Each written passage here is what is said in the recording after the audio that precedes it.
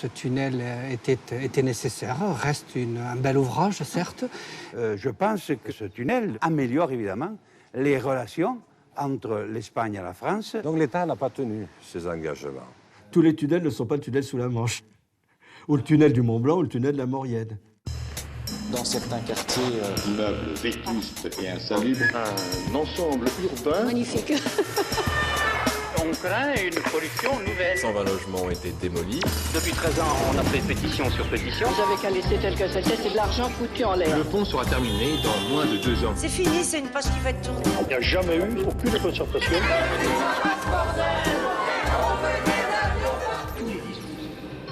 Madame, monsieur, bonsoir. Pour commencer, l'ouverture du tunnel routier du Somport, 8 km 800, sous les Pyrénées, pour relier la France à l'Espagne, à 22h10, sous la neige qui s'est mise à tomber. Les premières voitures ont pu l'emprunter.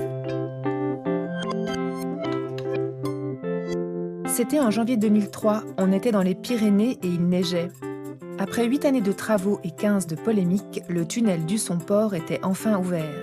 Les voitures et les camions passaient de la France à l'Espagne, ou inversement, sans avoir à emprunter la difficile route du col.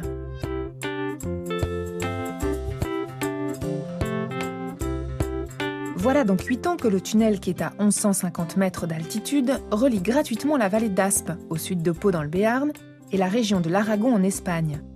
Pour ceux qui aiment les chiffres et les langues européennes, il relie la N134 française à la N330 espagnole, pour former l'axe européen I7 ou E7 ou E7.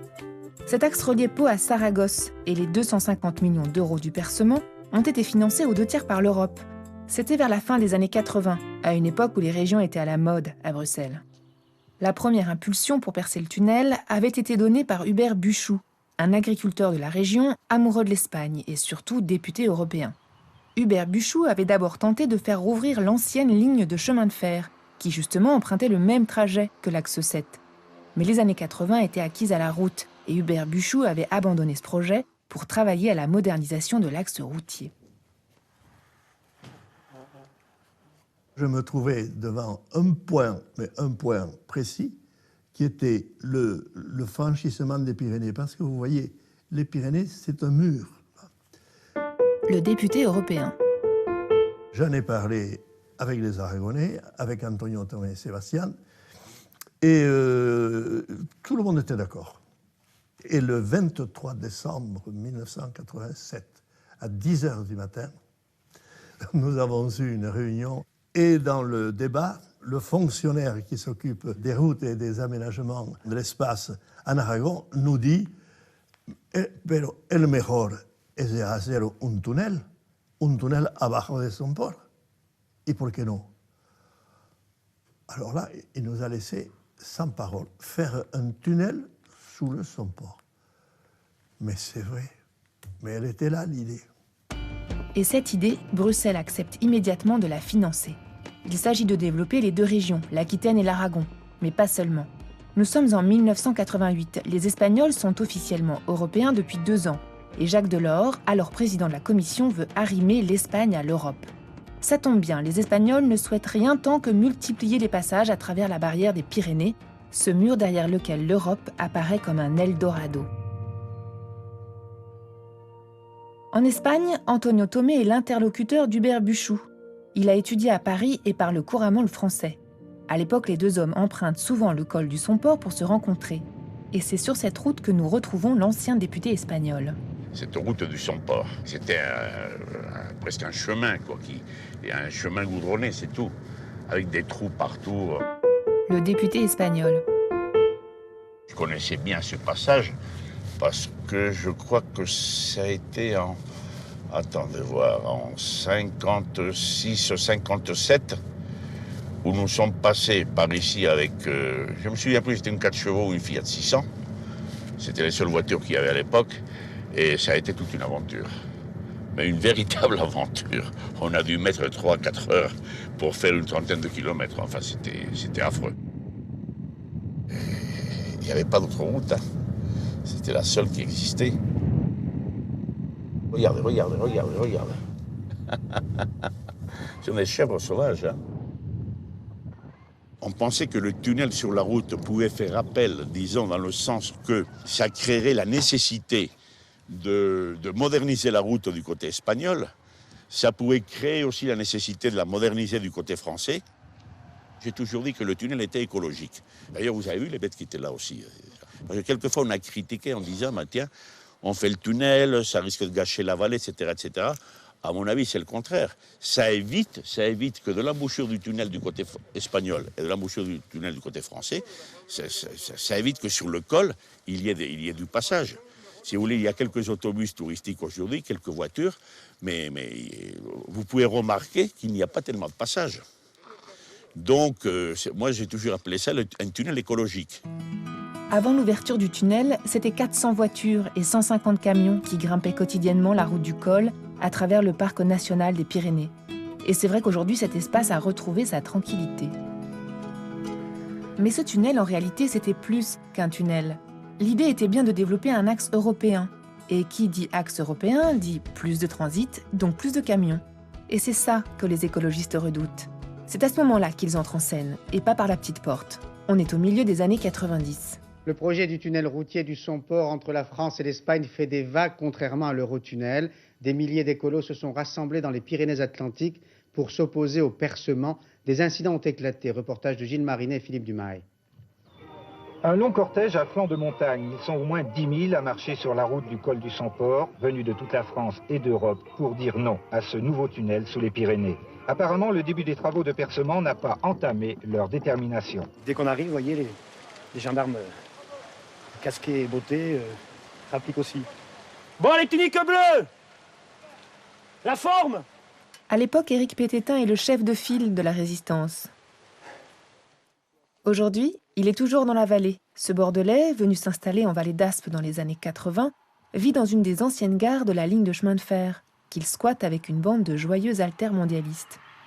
Notre opposition à l'axe 7 était à la fois viscérale et animale. C'est-à-dire nous, on est venu ici librement et on a choisi cette vallée parce qu'elle est sauvage. Le militant écologiste. Parce qu'elle est justement préservée des dégâts du progrès qui sont de plus en plus évidents et nombreux.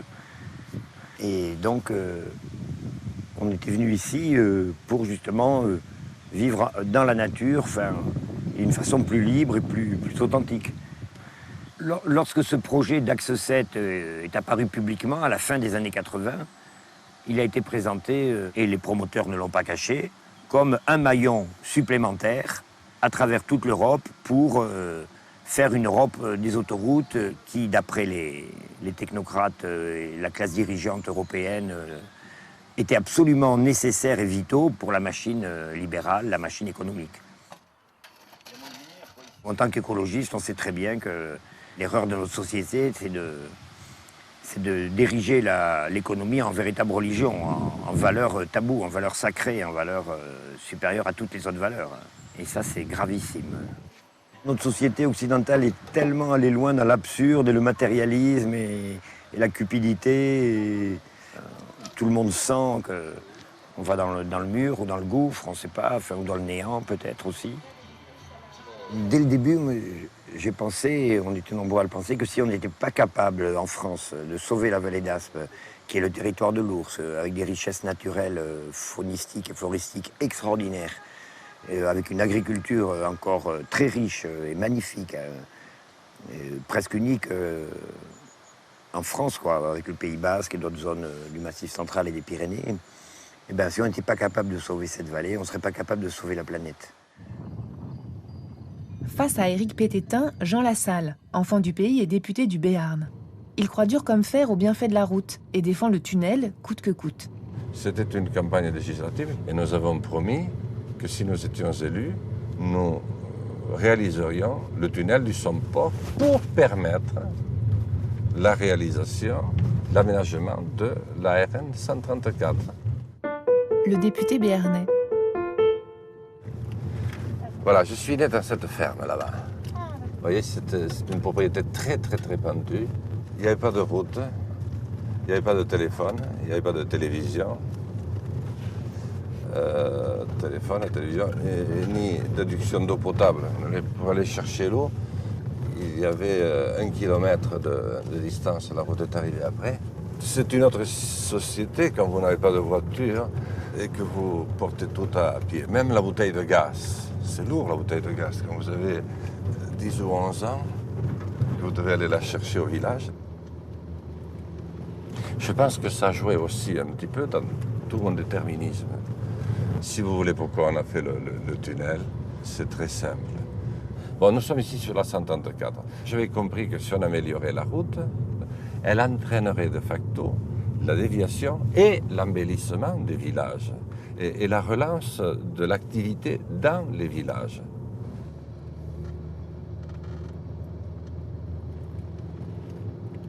Il faut se situer dans les conditions de l'époque. Nous sommes au début des années 80. Cette vallée est aux abois. Elle a perdu, elle avait 10 000 habitants au début du siècle. Il en reste 2700. Les plus de 60 ans représentaient quasiment 60% de la population totale. Il y avait des villages où il y avait plus de naissances depuis 30 ans et c'était une question de vie ou de mort pour cette vallée.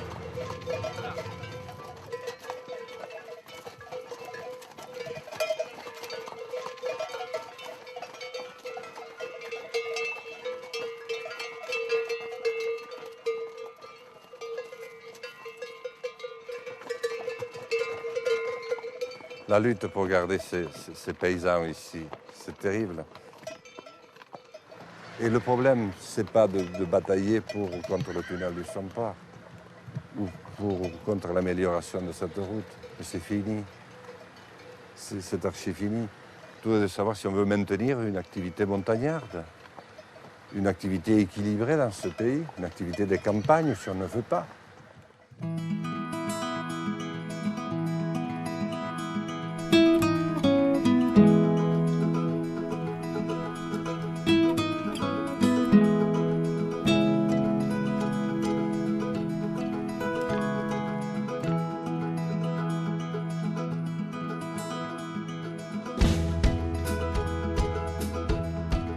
Avec le percement du tunnel, un plan d'accompagnement prévoyait d'améliorer la RN 134 pour la rendre digne d'un axe européen.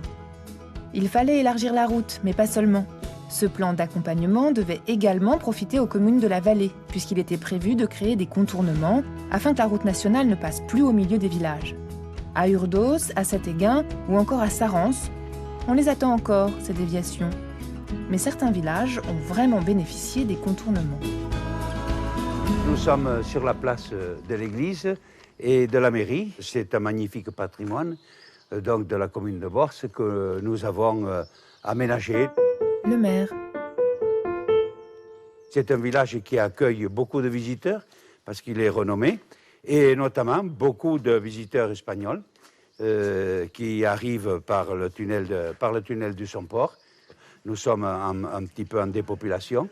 Donc il est important de créer de nouvelles activités, puisque le pastoralisme est en régression et l'activité principale aujourd'hui, ça va être une activité touristique. Ça va, ça va. Ils attendent la boulangère tous les jours, là. Quasiment que des messieurs. Voilà. Le matin, le programme, c'est donc déjeuner, la presse, les commentaires de la presse, la boulangère, et puis après on prépare le dîner. Ça va? Ayer estaba en Villanueva, porque hay un centro de interpretación muy bonito en Villanueva. ¿Ah? En Zaragoza va bien. Va bien. Oui. Ahora hay crisis en Sí. España, pero... Voilà, monsieur habite maintenant, il est de Saragosse. Voilà. Buenos días, buenos días. Et donc, pour que ses enfants aillent dans les écoles françaises, il s'est installé ici à Borse. Il continue à travailler à Saragosse, sa femme est là. Mais vous voyez aussi, une meilleure communication fait qu'il a pu le faire. Voilà. La construction de l'Europe. Voilà. L'Europe. Oui.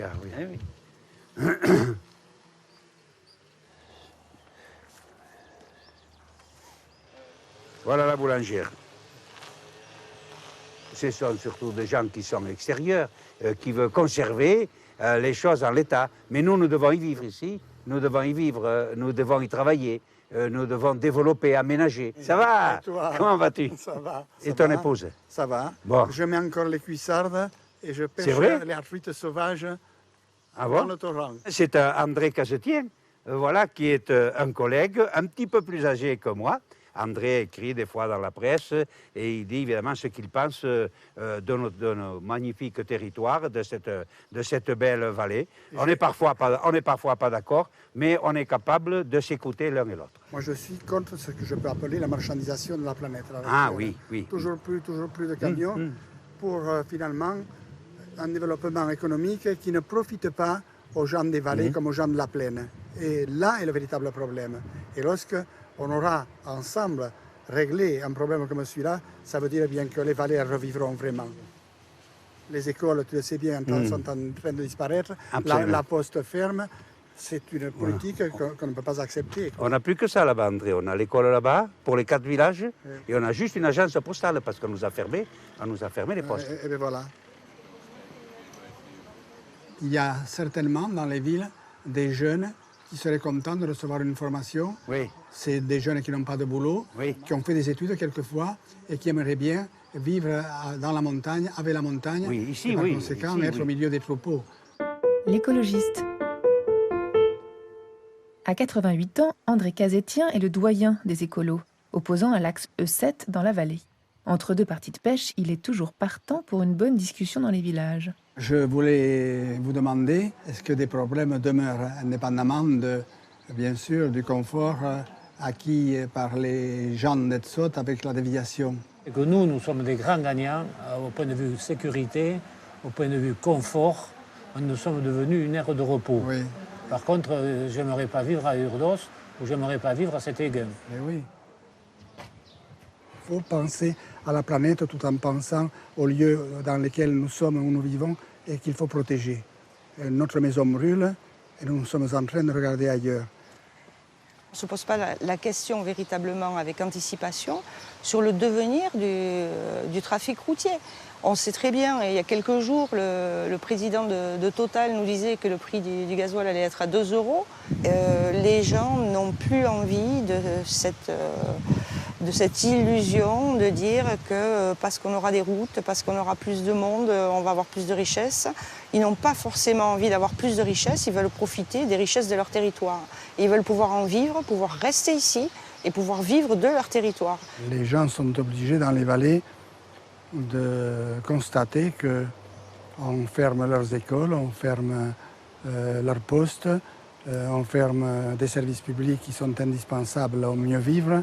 Les gens ont beaucoup cru, effectivement, que le tunnel allait amener du travail, des industries, une manne économique qui, en fait, se révèle totalement inexistante. Je ne pense pas que l'intérêt général qui nous est proposé uniquement dans des échanges commerciaux et par le biais de la route soit au bénéfice de l'humain et en particulier des Asquois.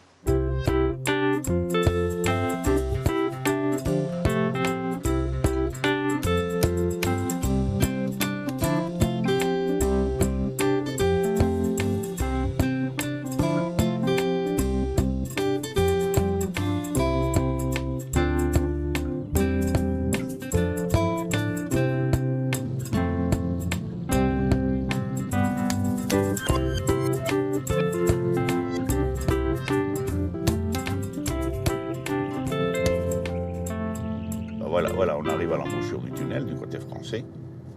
Donc on peut dire qu'aujourd'hui, ce tunnel, c'est peut-être le tunnel le plus sûr d'Europe, le mieux préparé et le mieux surveillé, etc., etc. Une chose d'ailleurs que je me demande souvent aussi, est-ce qu'on a atteint les objectifs? On pensait que réellement, ce serait un tunnel qui allait réellement faciliter les choses à fond. Malheureusement, pour différentes raisons, à mon avis, le tunnel est complètement infrautilisé. Donc, on n'a pas atteint les objectifs. Vous avez vu un camion passer par ici? On n'en a pas encore vu un seul.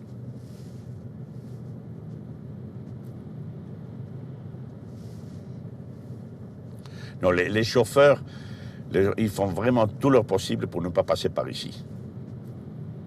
À mon avis, c'est surtout par l'énorme difficulté qu'il y a pour des camions qui transportent 25, 26, 28 tonnes, et surtout en hiver, surtout lorsqu'il pleut, et entre l'embouchure du tunnel du côté français et au long Sainte-Marie.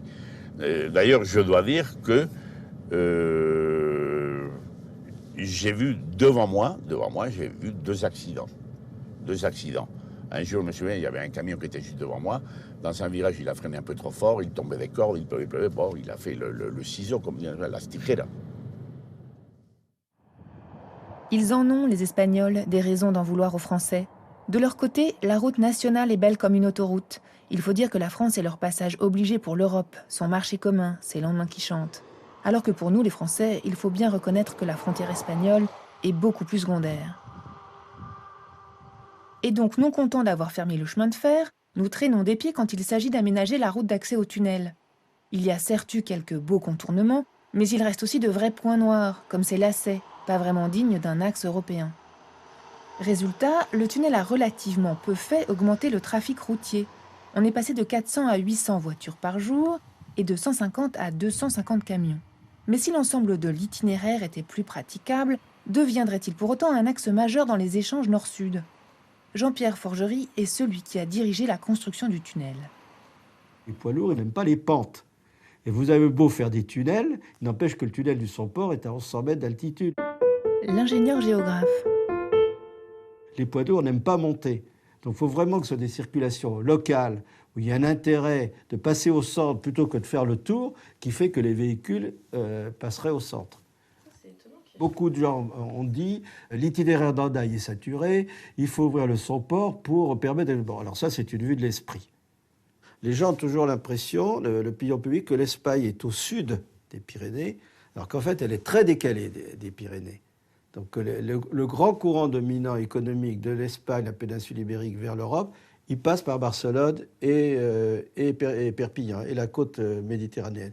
Il passe après, c'est très important par Hendaye, mais le trafic d'Hendaye est moins important, et fortement moins important que celui de la côte méditerranéenne. C'est là que je dis la géographie a toujours raison. Quoi qu'en pensent les hommes, quels que soient les travaux qu'ils font, toujours la géographie qui l'emporte. C'est un tunnel qui a son utilité locale, régionale, mais du point de vue européen, ce n'est pas un élément important. Peut-être que du point de vue de l'Europe, il a plus une valeur symbolique, économique forte, comme les itinéraires littoraux. Et il remplit les objectifs qu'on lui a définis, c'est-à-dire d'assurer de meilleures liaisons entre les Pyrénées-Atlantiques et l'Aragon, entre la région Aquitaine et la région d'Aragon. Donc à ce titre-là, il remplit ses objectifs.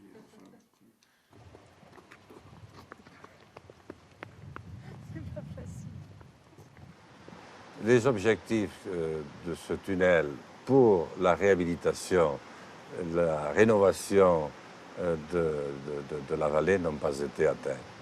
Parce qu'il y avait l'aménagement de la route, la construction du tunnel, et puis un projet d'accompagnement pour la rénovation et un plan de développement pour faire les déviations de la vallée, comme on le souhaitait tant, l'embellissement de tous les villages, un accompagnement pour l'ouverture de marchés, de nouveaux, de petits commerces.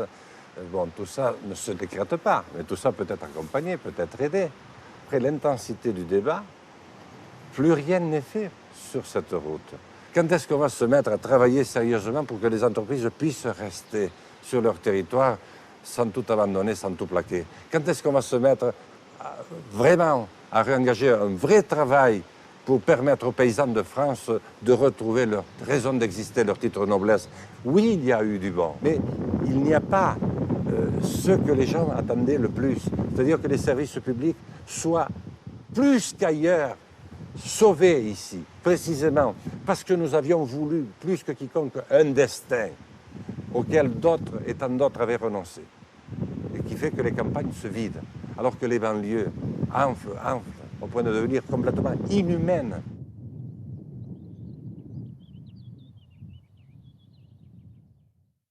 Et à Canfranc, premier village côté espagnol, est-ce qu'il a apporté quelque chose, ce tunnel? L'ouverture du tunnel routier ne nous a pas apporté grand-chose. Le maire. Ça a facilité un peu la communication, ça c'est vrai. Ça facilite les relations humaines et économiques entre la vallée d'Aspe et la vallée de Canfranc. Mais l'impact du tunnel routier n'est pas à la hauteur d'une véritable rentabilité socio-économique.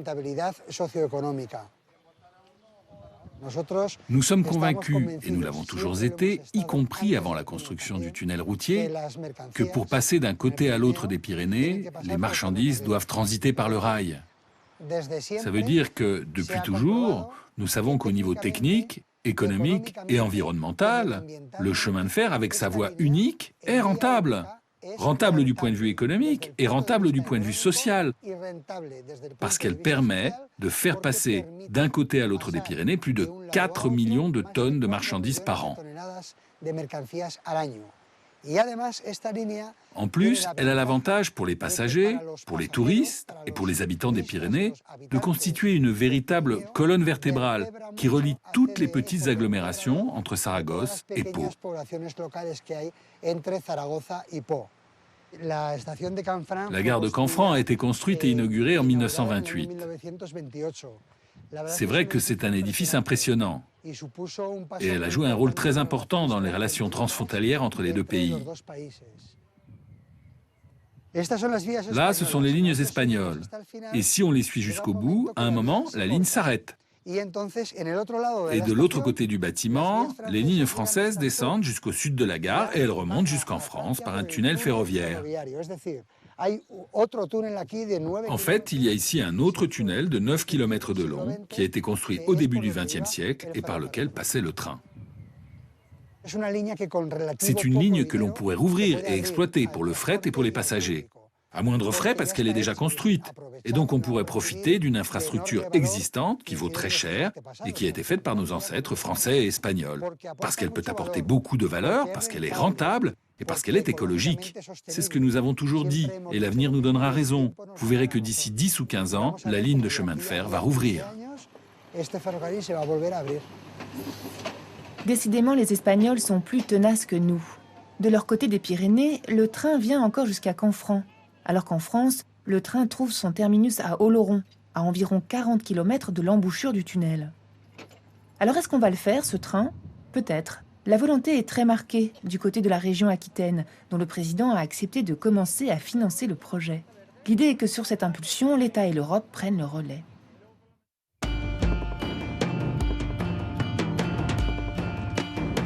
Les grands travaux, ce sont souvent des histoires d'hommes. L'histoire d'un agriculteur français qui aimait l'Espagne, l'histoire d'un Espagnol qui avait étudié en France. Le chemin de fer ouvrira peut-être. Suffira-t-il à sauver la vallée de la désertion? Le tunnel a porté beaucoup d'espoir, mais aujourd'hui, il n'empêche pas les gens de partir. Pourtant, elle est bien belle, cette vallée.